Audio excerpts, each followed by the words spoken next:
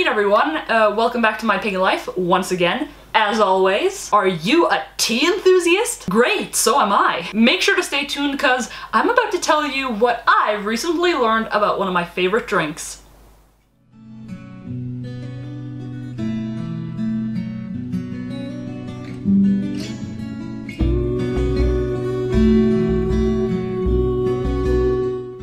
Today's video was inspired by a suggestion left in the comments of my previous video. Can you do a video about tea spells and herbal teas? Thank you so much for the suggestion. It actually reminded me of something that I was thinking of talking about at some point on this channel. And I'll get back to that in a split second, but first, a tiny disclaimer.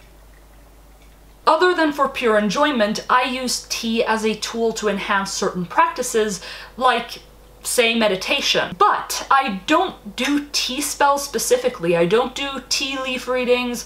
I don't do any spells requiring tea specifically. That's why this is a bit of a rant video rather than a spell video, so that I can tell you about a lesson that I've recently learned rather than showcasing spells. If you want me to do a video covering the relevance of tea in magic sometime in the future, then make sure to let me know by leaving a comment. As of right now though, over to the point that I initially thought of talking about. I have a bit of a story to tell. See, I've had a cup of tea on numerous occasions before, but it wasn't until recently that I started considering myself a true tea enthusiast.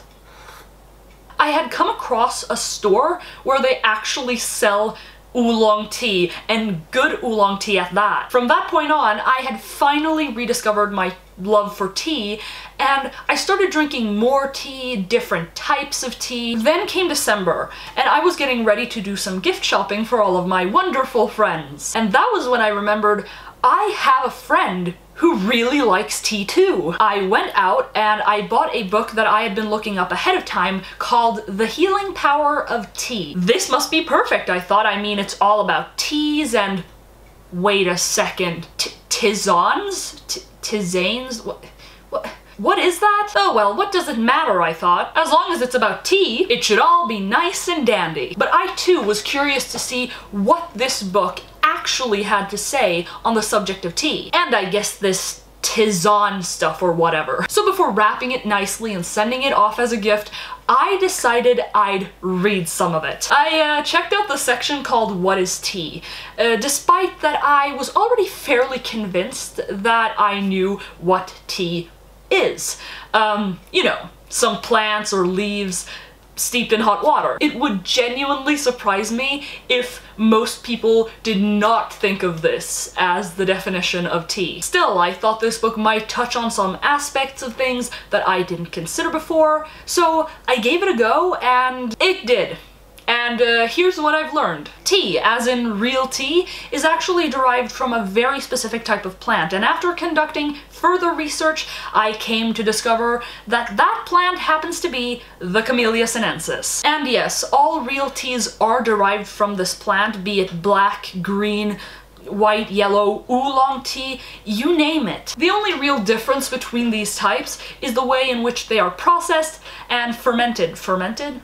Fermented. If you read the label of a tea and it explicitly says that it contains tea, be it black, green, or any other form of tea, it literally contains the Camellia sinensis plant. In other words, Camellia sinensis is the tea plant, and in order to create the brew that is called tea, you need hot water with Camellia sinensis, aka tea, in it. Whew!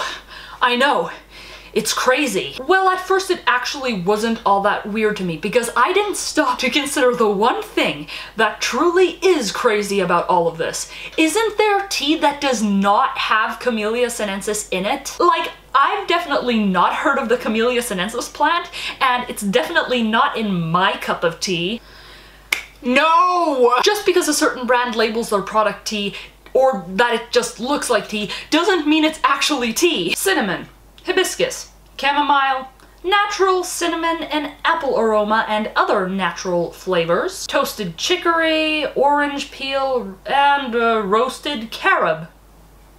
Unless I'm like super dense or something, this literally says nothing about tea. It's essentially a clever mix of herbs and spices, none of which are actually tea. Luckily, these producers aren't actually lying about their product being tea. At least they've titled it Cinnamon Apple Spice Infusion, which in this instance is actually correct, as far as I can tell at least. It turns out, however, that infusion is just one way of describing this non-tea concoction. In fact, in the world of tea drinking expertise, this drink actually has a different but more specific name. A tisane. Oh, so that's what it is! Ha ha ha ha. From then on, I've been paying a lot of attention to the teas and the tisanes that I've consumed, and I've noticed that for the most part, these two are combined. I've found that most brands that I drink, including Twinings, usually has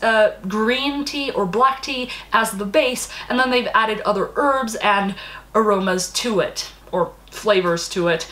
But here's the real million-dollar question. What does all of this really mean? At the end of the day, I guess it really doesn't matter what you enjoy drinking the most. If you enjoy tea in its purest form, then drink that. If you enjoy tisanes more, then by all means, drink to your heart's content. I think the most important thing is to not mistake tisanes for tea, because they're definitely not the same thing. Another thing I've learned from this experience is that my whole entire tea drinking life has been a lie. Up until now. Alright. You know what? Enough with the depressing stuff. At least now I'm not just a tea enthusiast, but an enlightened one, too. Anyway, guys, that basically concludes my story and thereby rant as well. If you liked this video or just learned something new, make sure to let me know. Comment, like, share, and subscribe for more videos every week. Until next time, guys, blessed be from my pagan life.